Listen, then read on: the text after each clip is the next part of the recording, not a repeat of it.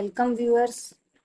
Now this is your second day in C programming language. Last time we already done how to start C, what is C, what is programming language. So now today I'm describing this program again. Why again? Because जब हमने last time किया था तो उसमें आपको मैंने सी language का meaning बताया था। वो आपकी फर्स्ट क्लास थी। हो सकता है उसके अंदर आपके बहुत सारे पॉइंट्स नहीं क्लियर हुए हों। वो रीज़न ये था क्योंकि जब हम कोई भी चीज़ बिल्कुल स्टार्टिंग से करते हैं तो ये ज़रूरी नहीं होता कि हमारे पास फर्स्ट टाइम में ही हमारा सब कुछ क्लियर हो जाए। कुछ पॉइंट हमारे रह जाते हैं जिसको हमें दोबारा से समझने की नीड होती है। अब मैं अब इसको सेम इसी प्रोग्राम को दोबारा बताऊंगी। देखिए हमने लिखा कैसे था ये प्रोग्राम। हमने फाइल जितने भी मेन्यू बार हैं हमने इसमें से न्यू चूज किया था। न्यू चूज करने के बाद एक कुछ कमांड्स लिखी थी। अब इस कमांड का मैं आपको वन बाय वन मीनिंग बताती हूँ। देखिए सबसे पहले हमने यहाँ पे लिखा था हैश। हैश क्या है? कीबोर्ड में जितनी भी कीज होती हैं, नंबर्स होते हैं, हैश भी एक की है जो 3 नंबर की की के अबव प्रिंट होता है। बेसिकली इसको हम कैसे यूज करते हैं? शिफ्ट के साथ 3 नंबर की प्रेस करेंगे तभी हमारा हैश का सिंबल आएगा। इसको लगाना बहुत ज़रूरी होता है क्योंकि कंप्यूटर के अंदर सी लैंग्वेज के अंदर बहुत सारी फाइल्स होती हैं जिनके हम फंक्शन को यूज करना चाहते हैं। जैसे बेसिकली अगर मैं आपको एक बात पूछूं, बॉय, बॉय का मीन्स क्या होता है? लड़का। लेकिन बॉय का मीन्स लड़का क्यों होता है? उसके पहले कुछ एक्सप्लेन किया गया है ना, एक डिक्शनरी बनाई गई है। तो सेम एज इट इज जब हम इसमें कुछ प्री डिफाइंड यानी पहले से ही डिफाइंड वर्ड यूज करेंगे तो उसकी हमें फाइल नहीं क्रिएट करनी। हमें जो क्रिएटेड ऑलरेडी फाइल है हमें उसके अंदर फंक्शन को यूज करना है। तो है सिंबल क्या करेगा? हमारी फाइल में उस फंक्शंस को इंक्लूड कर देगा। क्योंकि हमने यहाँ पे एक वर्ड लिखा है ना, इंक्लूड, STD, यानी स्टैंडर्ड इनपुट आउटपुट। प्रोग्राम बनाने के लिए इनपुट, इनपुट का मतलब क्या होता है कि जो हम कीबोर्ड से, माउस से परफॉर्म करना चाहते हैं उसका मीनिंग होता है। और आउटपुट का मतलब क्या होता है? जो हमारी स्क्रीन पे रिजल्ट आता है जिसको हम सिर्फ देख सकते हैं, जिसमें हम अपना कुछ भी इंटरफेयर नहीं कर सकते। यानी ऐसे प्रोग्राम बनाने के लिए हमें इनपुट और आउटपुट दोनों की ही नीड होगी। जिस फाइल का नेम है standard input output dot. Dot का मतलब एक फाइल है। कौन सी फाइल है? Header file. बहुत सारी फाइल्स होती हैं। हेडर का मतलब जो स्टार्टिंग में दी जाती है, तो हैश उसको इंक्लूड करेगा। मेन, आपको मेन स्मॉल लेटर में लिखना है। इसका रीजन क्या है? क्योंकि सी लैंग्वेज हमारी केस सेंसिटिव लैंग्वेज है। केस सेंसिटिव लैंग्वेज का मतलब क्या होता है? आप जितने भी लेटर लिखेंगे स्मॉल में उनका मीनिंग डिफरेंट है, कैपिटल में उनका मीनिंग डिफरेंट है। मेन के साथ आप हमेशा ब्रैकेट यूज करेंगे और नेक्स्ट आप करली ब्रैकेट यूज करेंगे। उसके बाद हमने यहाँ पे यूज किया प्रिंट एफ।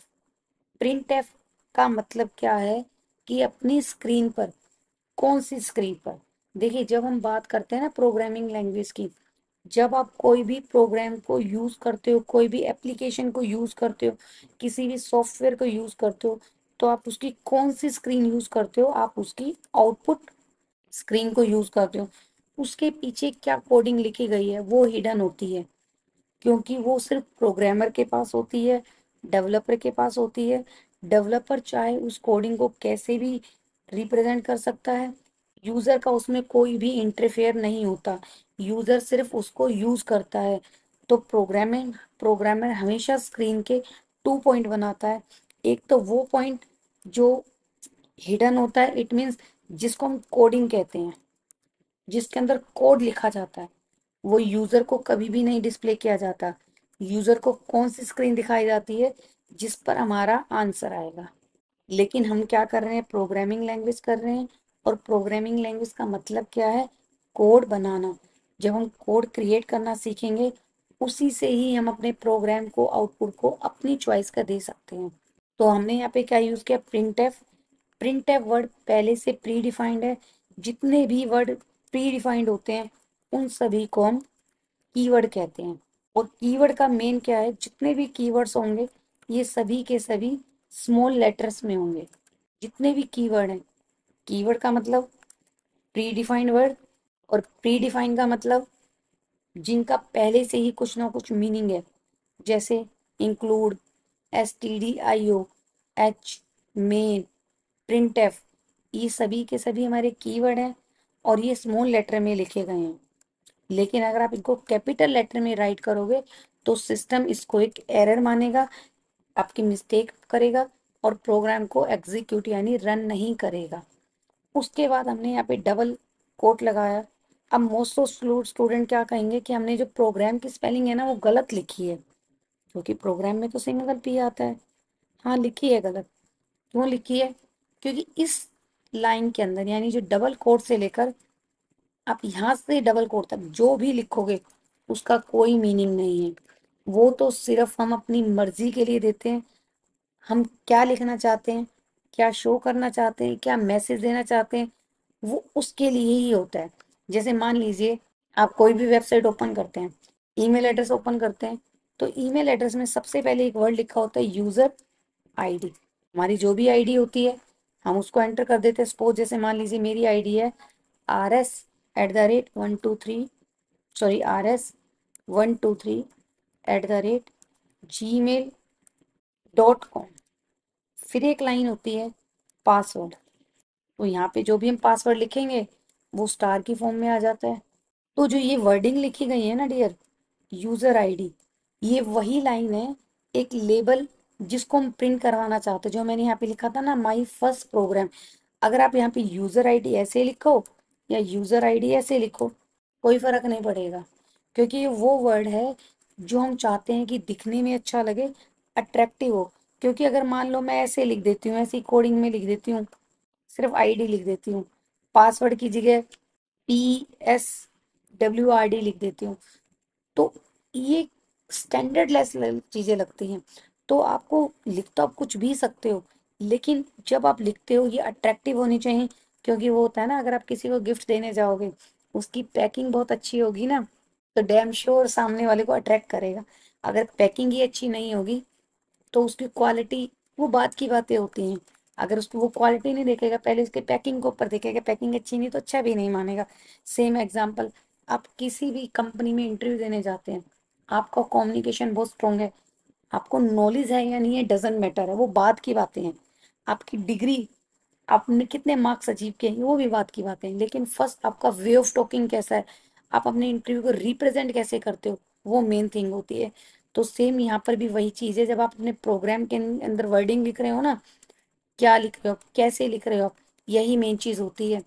तो हमने यहाँ पे जो भी लिखेंगे, जैसे मैंने यहाँ पे लिख दिया online R S online class, तो system as it is print कर देगा।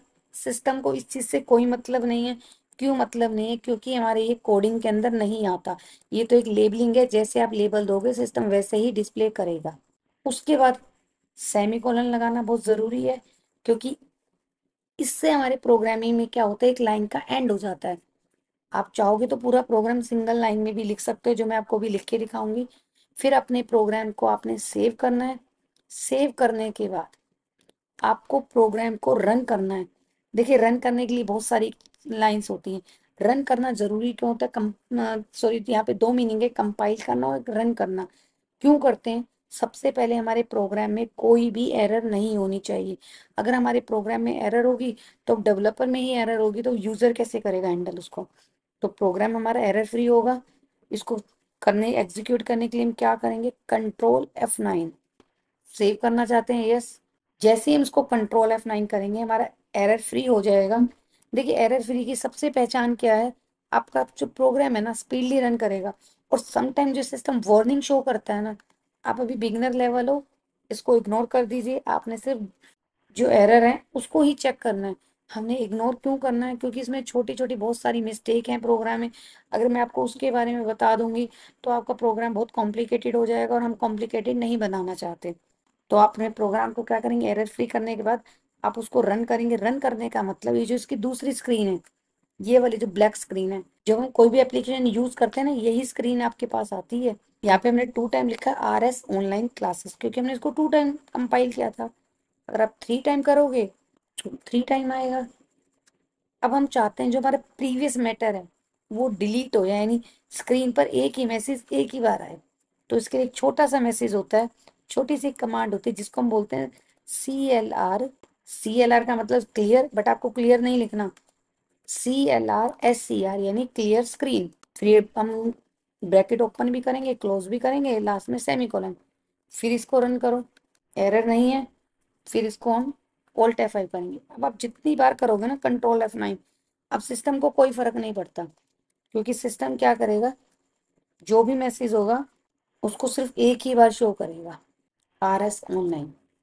सो आई होप स्टूडेंट आपको बहुत अच्छी, बिल्कुल क्लियर है, मैंने बताया प्रोग्राम को कैसे रन करते हैं।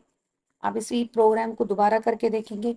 देखिए आप, मैं आपको प्रोग्राम को इसको दोबारा करने के लिए क्यों कह रही हूँ, क्योंकि जब तक आप सी के एनवायरनमेंट से फेमिलियर नहीं होंगे तो आप प्रोग्राम नहीं डेवलप कर पाएंगे, आपकी बहुत छोटी छोटी मिस्टेक्स आएंगी। अभी अपने स्टार्टिंग लेवल में क्या करना है, जैसे आपको स्क्रीन पे दिखाई दे रहा है आप ऐसे ही प्रोग्राम टाइप कीजिए। सिर्फ आपको चेंज क्या करना है, जो इसके अंदर जो मैटर लिखा हुआ है ना, सिर्फ आपको इसको चेंज करना है। मैंने आपको बताया था ना, हम प्रोग्राम को सिंगल लाइन में भी लिख सकते हैं।